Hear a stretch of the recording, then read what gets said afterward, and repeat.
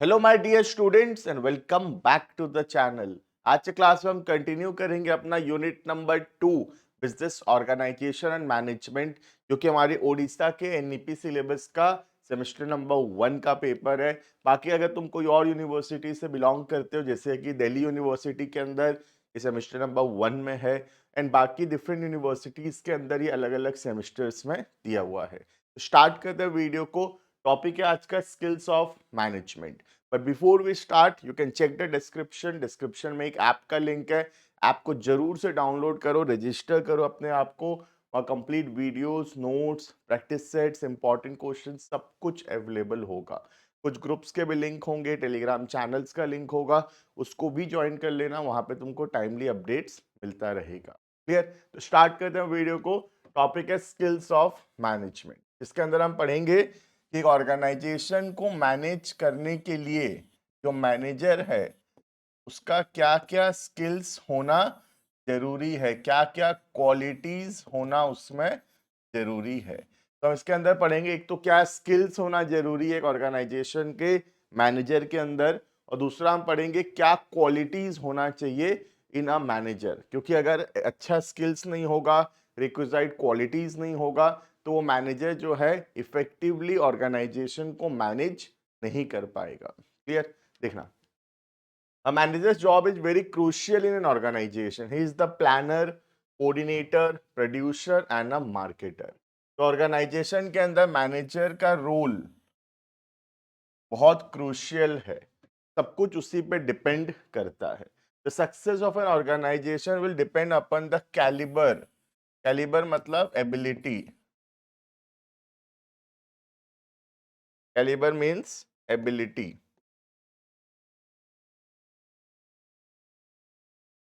in utilizing resources for achieving organizational goals. A manager is a pivotal figure. Pivotal मतलब important. The task of creating wealth. There are rapid changes in technology, methods of production, marketing techniques, financial setups, and the manager should be competent enough to cope up with these changes. तो बड़ा continuously हमारे आसपास का वातावरण, technologies, environment change हो रहा है, और इस चेंजिंग एनवायरनमेंट के अंदर उसको कोप अप करने के लिए, अपने आप को चेंज करने के लिए as per the requirement manager का बहुत ही ज़्यादा कैलिबर होना जरूरी है। अगर उसके में रिक्विजाइट क्वालिटी नहीं होगा, वो रिक्विजाइट स्किल्स नहीं होगा, तो वो मार्केट में चेंजेस जो आ रहा है उसके हिसाब से अपने आप को चेंज नहीं कर पाएगा। Clear? A manager has to perform a number of jobs. It necessitates a manager should have proper skills to perform different jobs. Henry Fayol put the qualities required by manager into following categories. तो क्या क्या skills होना जरूरी है एक manager के अंदर? सबसे पहला आता है technical skills. A manager must have technical skills or the ability to work with the resources, tools, techniques, procedure. तो काम करने का सब टूल्स, टेक्निक, प्रोसीज्योर उसको आना चाहिए। First line manager as well as many middle level manager have involve in technical aspects in the organizational operations. तो जो लोअर लेवल के मैनेजर्स हैं या इवन जो मिडिल लेवल के मैनेजर्स हैं, अगर इनको खुद को टेक्निकल नॉलेज नहीं होगा तो ये लोग ऑर्गेनाइजेशन में कोई भी चीज इंप्लीमेंट नहीं कर पाएंगे। Clear? Technical skills include knowledge of proficiency in a certain specialized area such as engineering knowledge, computer का knowledge, finance का knowledge, manufacturing का knowledge, ये सब कुछ होना जरूरी है। और ये सारा knowledge, ये सारा skills cover होता है under technical skills. Even though the need for technical skill is less when a manager moves higher in hierarchy, but still technical proficiency helps in taking decisions. तो बोल रहा है जितना जितना ऊपर ऊपर पहुंचते जाओगे उतना उतना स्किल्स का रिक्वायरमेंट कम होता जाएगा, क्योंकि लोग इम्प्लीमेंट नहीं करते ना। जो है टॉप लेवल है, कंपनी का जो सीईओ है, उसको सामान कैसे बनता है हो सकता है वो ना पता हो, बस उससे कोई प्रॉब्लम नहीं है। बट लोअर लेवल के मैनेजर को ये पता होना जरूरी है। राइट? तो जैसे जैसे हम हायर लेवल पे पहुंचेंगे उतना ज्यादा स्किलफुल होना जरूरी नहीं है टेक्निकली। राइट? जैसे सपोज एक एजुकेशनल इंस्टीट्यूट है, सपोज एक कॉलेज है, तो कॉलेज में टीचर को नॉलेज होना चाहिए सब्जेक्ट का, राइट? बट जो मैनेजमेंट है या जो ओनर है स्कूल के, उनको जरूरी नहीं है कि सब्जेक्ट का नॉलेज होगा। क्लियर? Next, human skills. दूसरा स्किल्स आता है human skills. It is the ability to work well with other people both individually and in group. लोगों के साथ मिलके अच्छे से काम करना। Managers with human skills can get best out of people working with them. अपने आसपास जो लोग हैं उनसे काम करवाना, उनसे उनका बेस्ट परफॉर्मेंस लाना, ये भी किसके अंदर है? ह्यूमन स्किल्स के अंदर। That they know how to communicate, motivate, lead, and inspire enthusiasm and trust. These skills are needed by manager every level, but top level manager need them the most. तो ये जो human skills है, यहाँ पे top level पे सबसे ज्यादा जरूरी है ह्यूमन स्किल्स। बट जो टेक्निकल स्किल्स है, वो पहला वाला पढ़े, technical skills. Technical skills top level पे होना जरूरी नहीं है। टेक्निकल स्किल्स जो है, अगर वो लोअर पे होगा तब वो ज्यादा इंपॉर्टेंट है। टॉप लेवल को टेक्निकल स्किल्स होना जरूरी नहीं है, बट ह्यूमन स्किल्स में टॉप लेवल का ह्यूमन स्किल्स होना बहुत जरूरी है। Clear? Next, conceptual skills. Conceptual skill is the ability to integrate and coordinate various activities. सारे एक्टिविटीज को ठीक से मैनेज कर पाना, कोई भी चीज को ठीक से सोच पाना, ability to think, ability to conceptualise, सोच पाना क्या करना है, इसको बोलते हैं conceptual skills. Manager must have the ability to think and to conceptualize about abstract solutions. They must be able to see organization as a whole and the relationship among its various subunits and to visualize how the organization fits into its broader environment. तो ये देखना कि organisation कैसे अपने जो business environment है उसको उसमें फिट होगा और कैसे सारा डिसीजंस वो ले सकेगा। तो कॉन्सेप्चुअल स्किल्स हेल्प करता है डिसीजन मेकिंग प्रोसेस में। Since all the managers have to make decisions, so these skills are essential for all the manager. ये सबके लिए जरूरी है, top, middle, lower, but this become more important as they make up to the organizational hierarchy. But क्योंकि decision ज्यादातर top level लेता है, इसलिए टॉप लेवल पे थोड़ा ज्यादा जरूरी होगा। क्लियर है ये? Next, qualities of a manager. एक मैनेजर क्या क्या क्वालिटीज होना जरूरी है, इसमें तुम कुछ कुछ क्वालिटीज जो है तो याद रखना। ठीक है, सबसे पहला हो गया education. A manager must have proper educational background. अगर कोई हमको मैनेज कर रहा है, कोई मैनेजर है, उसका अगर एजुकेशनल बैकग्राउंड नहीं होगा, उसका रिक्विजाइट क्वालिफिकेशंस नहीं होगा, तो कोई भी पर्सन फिर उसका बात नहीं सुनेगा, right? These managers are supposed to have management education beside other educational qualification. तो उनका MBA होना जरूरी है,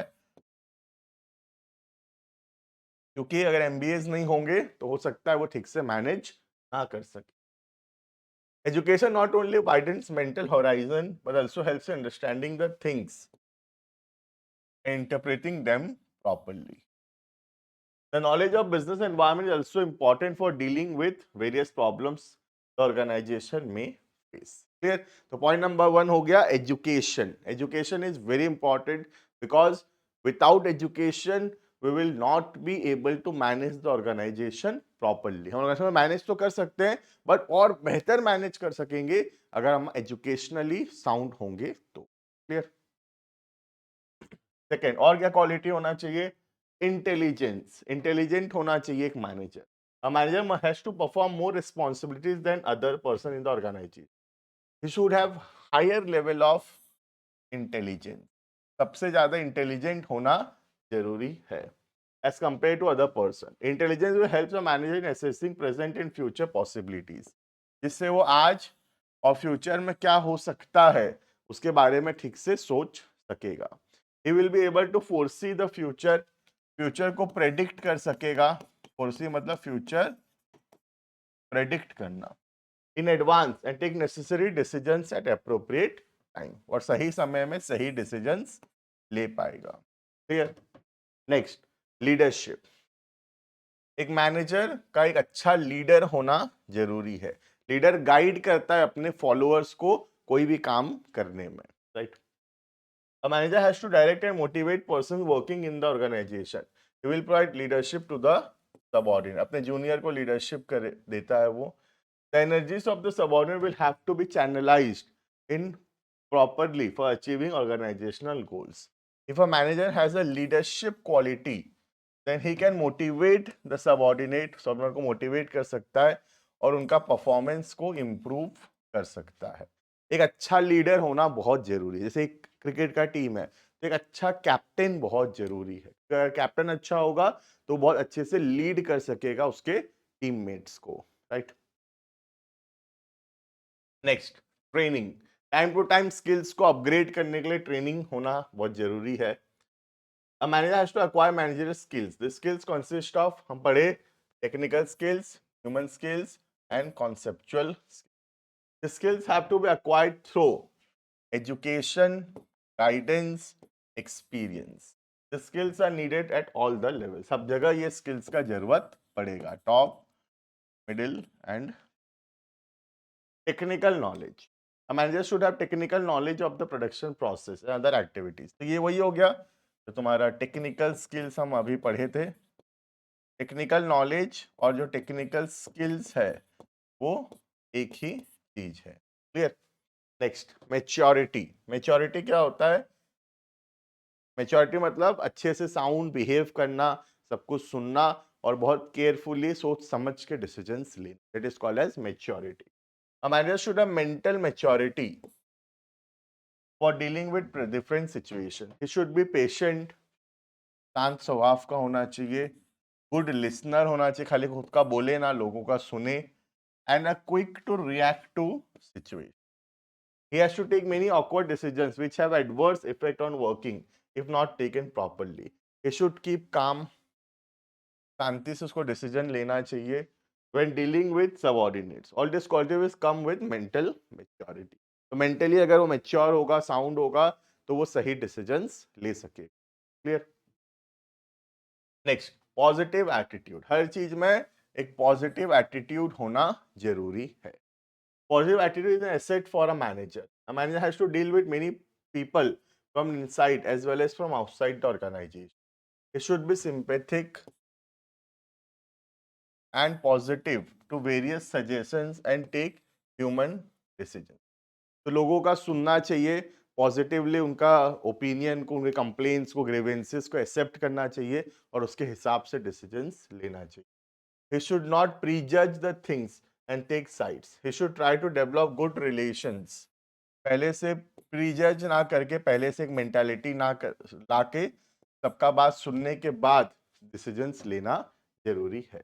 He should understand their problems and try to extend a helping hand. Clear? And last and the most important, that is self confidence.